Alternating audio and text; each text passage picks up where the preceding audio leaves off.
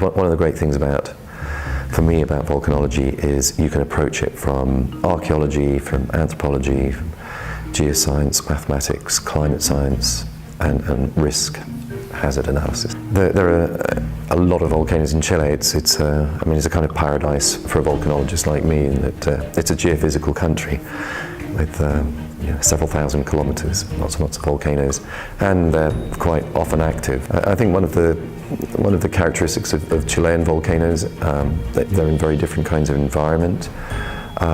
One is, of course, that they're very close to the border, and so this immediately brings an international dimension to volcano monitoring and hazard assessment and risk management.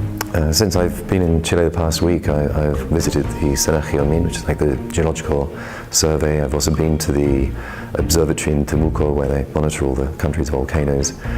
I've met a number of the staff and students, and I've been really deeply impressed by what they're doing here, the equipment they have, the commitment and dedication. And I think what's also impressed me is that they're very much embedded within the international community.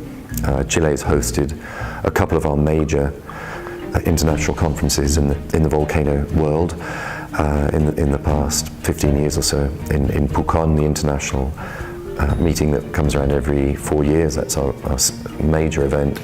What of course is relevant if you're thinking about hazards is the communities that live on volcanoes. If you have wonderful scientific instruments, you're monitoring the volcano closely, you have some confidence perhaps in what the volcano is going to do, but if you just waltz in and say the seismometer readings are really going crazy at the moment, I need you to leave, that's not going to be a very effective way to communicate. So there's a lot of socialization with the community that helps to convey an effective message.